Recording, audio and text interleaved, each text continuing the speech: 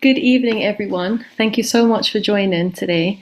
So it was my first time attending COP as well. And I attended as a delegate of the Glasgow International. And I participated in the first week of the conference itself. So I was in the Blue Zone, which is kind of where all the official negotiations happen, most of them behind closed doors, unfortunately. But yes, I guess why I participated in COP, I would say the main reason I was at COP26 was really to kind of observe young people's role and their place at the COPs. So my professional background is a youth worker, and I'm an advocate for the youth voice in decision making, particularly on topics which directly impact and shape young people's lives, like climate change. So for anyone who's not familiar with the kind of work stream of Youth Voice, it's the pursuit to enable young people or empower young people to have a say in decision-making processes and for their inputs to actually be able to influence decision outcomes. So kind of moving beyond this tokenistic representation of just having young people there, but actually how can we meaningfully engage and create spaces and mechanisms and places where young people can actually influence decisions. And I think I heard one youth participant say it really well at COP. They said, we're not asking to replace anyone at the table, we are just asking for a seat at it. So this, I feel, really represents the plight of many young people that were attending COP26. And I think there were some wins for youth participation at COP26. We saw the launch of the Global Youth Statement, which was organised and created by Youngo, who are the official youth constituency in the UN climate framework. And this statement included the voices of over 40,000 global youth. You also saw the presentation of the Youthful Climate Manifesto, which was created at the Youthful Climate Summit, which was a kind of pre-COP26 youth summit, which happened in Milan. And this again contains concrete proposals from youth. And this was handed to the Italian Minister of the Ecological Transition, Robert Cingolani, and also the COP UK President, Alok Sharma. And they promised to advocate this manifesto among the member state delegations. And kind of after this happened, the Italian government also announced that they would be funding the Youthful Climate Summit forever, they said. So that was really nice to hear. But there are some ways to go before young people are truly recognized as equal partners. So until Youth Voice is formally integrated in decision making and policy outcomes, there's still a big gap that needs to be addressed.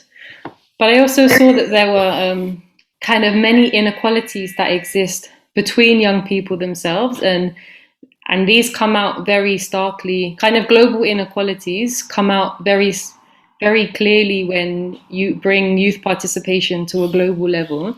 So youth participation is pretty common in this country, but it's not a common practice in many countries across the world. And many young people don't have the platforms or the invitations to get involved in decision making. And so they miss out on like training and development opportunities, which are crucial for helping young people to make the most of opportunities that do come up. And also I was speaking to many youth from developing nations who said it's actually quite unsafe for many young people to share their stories and experiences or the realities of what life is like in their countries, as it can make them a target in their countries. So I learned that we really need to be mindful when we're asking young people from other countries to talk on a platform and share their stories, just to make sure that, they're safe. One young person from Kenya, he was explaining that to take part in a climate strike, for example, like the popular Fridays for Futures, that we see in this country, it means risking potential arrest and even being put in a cell with adults. So yeah, just getting kind of consent from young people that actually it's fine for them to share their stories. But kind of beyond youth participation, I learned many things from attending COP. Firstly, very quickly, just the need to strengthen people's solidarity and consolidating a people's movement for climate action and climate justice at the grassroots. So we can't just wait for direction from the top. There's a need for people to take responsibility kind of at the grassroots.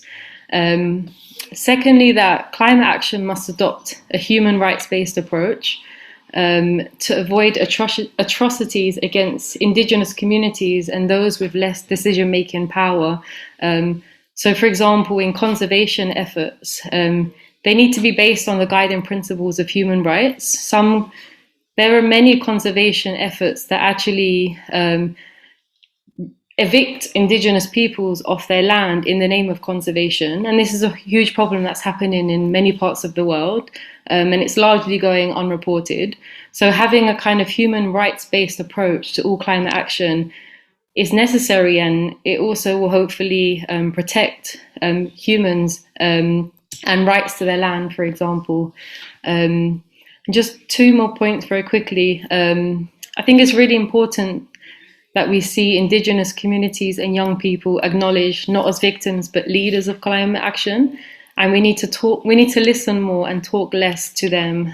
When I say we, kind of us from Western developed countries.